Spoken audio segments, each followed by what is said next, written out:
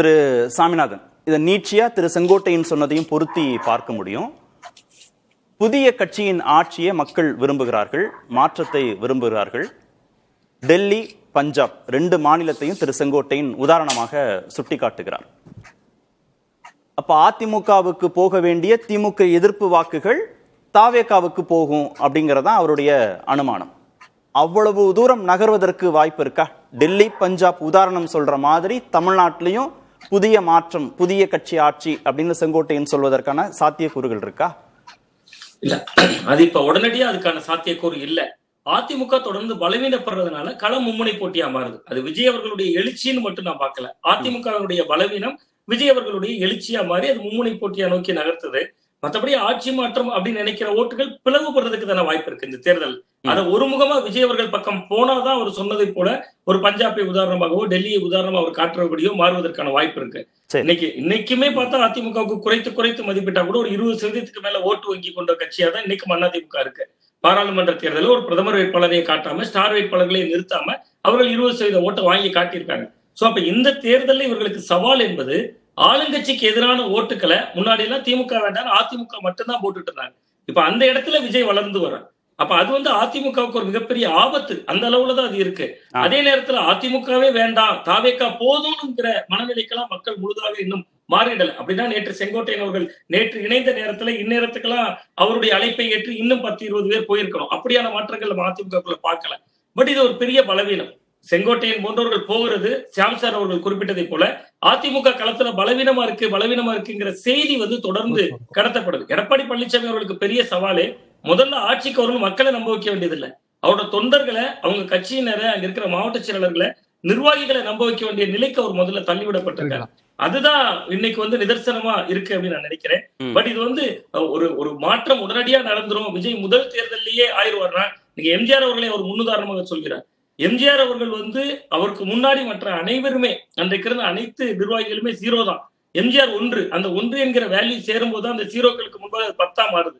ஆனா இங்க விஜய் அவர்களுக்கு விஜயும் அப்படிதான். விஜய் அவர்கள் இன்னைக்கு நம்பர் 1 நடிகராக இருக்கிறார், எல்லாம் சரிதான். பட் அரசியல் களத்துல அவர் இன்னும் தேர்வதற்கு, பயிற்சிகளை எடுப்பதற்கு இன்னும் நிறைய காலங்கள் ஆகும். உடனடியாக அவர் கையில அப்படியே அந்த ஆட்சி மாற்றத்தை முதன்மை சக்தியின் விஜய் அவர்கள் குறிப்பிடலாம். மக்கள் மனதுல அவ்வளவு எளிதில் இரட்டையிலையை அகற்றிட முடியாது. 60 வயதுக்கு மேற்பட்டவர்கள் இன்றைக்கும் இரட்டையிலை என்கிற ஒரு சின்னத்துக்காக மட்டுமே ஓட்டு போடக்கூடியவங்க கணிசமான அளவுக்கு இருக்காங்க. பட் இதுக்குள்ள அதிமுகவுக்கு ஒரு நன்மை இருக்கு சார். நம்ம தொடர்ச்சியா அதிமுக பலவீனம் பேசுறோம்ல சார். நான் தொடர்ச்சியா பல விவாதங்கள்ல சொன்னதான், கடந்த 8 ஆண்டுகள்ல இளைஞர்களை எந்த வகையிலையும் அதிமுக ஈர்க்கல. அவங்க ஆட்டோமேட்டிக்கா திமுக பக்கம் போயிருக்க வேண்டியவங்க, அல்லது நாம் தமிழர் கட்சி பக்கம் போயிருக்க வேண்டியவங்க. அந்த ஓட்ட கணிசமான அளவுக்கு விஜய் எடுக்கிறார்ல. அப்ப அதிமுகவுடைய சேதத்தையும் அது குறைக்கும் அப்படின்னு நான் பாக்குறேன். அதிமுகவுக்கு பலத்த சேதம் தான், அந்த சேதத்திலையும் ஒரு சிறிய நன்மை நிச்சயமா இருக்கு. நீங்க திமுக வெர்சஸ் தாவேகான்னு பொசிஷன் பண்றதுக்கு திரு விஜய் முயற்சி பண்றார், சரியா? ஆனா திரு செங்கோட்டையன் முயற்சி திரு எடப்பாடி பழனிசாமி வெர்சஸ் திரு விஜய்னு பொசிஷன் பண்றார். எல்லா பேட்டிகள்லையும் இப்ப பேசின கோபிச்செட்டிப்பாளையத்துல பேசின பேச்சு வரைக்கும் திரு எடப்பாடி பழனிசாமியை டார்கெட் பண்ணி தான் அவருடைய பேச்சு இருக்கு. அப்ப பொசிஷனே அவர் மாத்துறார். திரு எடப்பாடி பழனிசாமி வெர்சஸ் திரு விஜய்னு அவர் கொண்டு போகும்போது ஏடிஎம்கேக்கு பலவீனமா? அப்போ இல்ல, ஏடிஎம்கேக்கு நிச்சயமா அது பலவீனமா தானே இருக்கும். உங்களுக்கு அதாவது இன்னைக்கு விஜய் ஜெயலலிதா அவர்களுடைய காலத்துல, அதே போன்று எம்ஜிஆர் அவர்களுடைய காலத்துல அவர்களால் உருவான வாக்குத்திரள் அது. இது எடப்பாடி பழனிசாமி அவர்கள் அதிமுகவினுடைய வாக்குத்திரள் இன்னைக்கு அவர் ஒரு தலைமைத்துவத்தில் இருக்காரு. அவர் உருவாக்கி கூட்டிட்டு வந்த வாக்குத்திரள் இல்ல. அப்ப அந்த வாக்குத்திரள் என்பது திமுக எதிர்ப்பு வாக்குத்திரள். அப்ப நீங்க திமுகவை எதிர்க்கிறாரு விஜய் என்கிறத போக்கஸ் பண்ணும் போதே அது இயல்பாகவே அதிமுக தானே பலவீனப்படுத்தும். நீங்க திமுகவுக்கு எதிர் துருவம் தானே அண்ணா திராவிட முன்னேற்ற கழகம். அதிமுகவுக்கு ஓட்டு போறவங்க அந்த கட்சியினர், அவங்க யாரால் ஈர்க்கப்பட்ட கட்சியில இணைந்தாங்க? இப்ப நீங்க எடப்பாடி பழனிசாமியினுடைய தலைமைத்துவத்தால மட்டுமே இளைஞர்கள் வந்திருக்கணும் அப்படின்னா, இன்னைக்கு இருக்கிற இளைஞர்கள் வந்திருக்கணும், கொத்தா புதிய முகங்கள் வந்திருக்கணும். அப்ப நம்ம சொல்லலாம் எடப்பாடி பழனிசாமி அவர்களோட ஓட் பேங்க் அதை யாராலையும் அசைச்சிக்க முடியாது. அது எம்ஜிஆர் அவர்களுடைய ஓட்டு வங்கி, விஜய் ஜெயலலிதா அவர்களுடைய ஓட்டு வங்கி, காலங்காலமாக இருந்த ஒரு ஓட்டு வங்கி. அந்த ஓட்டு வங்கி செய்த அரசியல் என்பது திமுக எதிர்ப்பு. அதை செய்யறதுக்குதான் இவர் வந்துட்டாரு அப்படின்னு செங்கோட்டையன் போன்றவர்கள் சொல்கிற பொழுது, எடப்பாடி பழனிசாமி அவர்களுக்கு எதிராக நிறுத்துகிற பொழுது, இது ஒரு மிகப்பெரிய பலவீனத்தை அதிமுகவுக்கு நிச்சயமா கொடுக்கும். ஒன்று. இன்னொன்று, இந்த பலவீனங்களுக்கெல்லாம் காரணகர்த்தாவே அதிமுக தான் சார். நீங்க சும்மா இருக்கிற விஜய கரூர் சம்பவத்துல கூட்டணிக்கு பிள்ளையார் சொல்லி போட்டாச்சு, எங்களோட வருவாருன்னு ஒரு நம்பிக்கையை விதைத்து அந்த தொண்டர்கள் மத்தியில அந்த கட்சியை ரொம்ப ஒரு மென்போக்கா விதைச்சுட்டாங்க. அதிமுகவினர் வந்து ஒரு மென்மையான போக்க விஜய் மீது தமிழகம் முழுவதும் தூவிட்டாங்க. நீங்க கரூர் சம்பவத்துல விஜய் அவர்களுக்கு இவ்வளவு சாஃப்ட் கார்னர் உருவாயிருக்குன்னா அதுக்கு முழுக்க முழுக்க காரணம் அதிமுக பாஜக தான். அவர்கள் உருவாக்கி வைத்த அந்த மென்மையான போக்கு தான் இன்னைக்கு வந்து அதிமுகவே காவு வாங்கக்கூடிய கூர்மையான ஆயுதமா மாறி இருக்கு. அதுக்கு முழு காரணமும் அதிமுக தான். நீங்க கரூர் சம்பவத்துல விஜய்க்கு ஆதரவா சட்டமன்றத்துல பேசுறீங்க, விஜய்க்கு வக்கீலாக செயல்பட்டாங்க அதிமுக. அதனுடைய பலனை தான் இன்னைக்கு அவர்கள் அனுபவிக்கிறாங்க. நீங்க வந்து விஜய்க்கு வழக்கறிஞராக அவர் தரப்புல இருக்கக்கூடிய நியாயங்களை இப்ப பொன்முடிச்சல் சார் குறிப்பிடுறாரு. அவருடைய கருத்து முக்கியமான கருத்தா இருக்கும். ஏன்னா அவங்க என்ன சொல்லுவாங்கன்னா, எங்களுக்கு திமுக எதிர்ப்பு, ஆளுங்கட்சியினுடைய எதிர்ப்பு, அதற்காக நாங்க அந்த ஸ்டாண்ட் எடுத்தோம் அப்படின்னு கூட சொல்லலாம். அது அதுவே உண்மையா கூட இருக்கலாம். பட் வந்து இங்க எதிர்கட்சி யார் என்பதை போன தேர்தலில் உங்களுக்கு நாடாளுமன்ற தேர்தலில் அண்ணாமலை கேள்விக்குறியாக்கினார். இன்றைக்கு விஜய் கேள்விக்குறியாக்குறாரு. அப்ப இந்த இடம் வந்து எடப்பாடி பழனிசாமி. ஓகே, அப்ப நான் இந்த கேள்வி கேட்டா சரியா இருக்குமான்னு பாருங்க.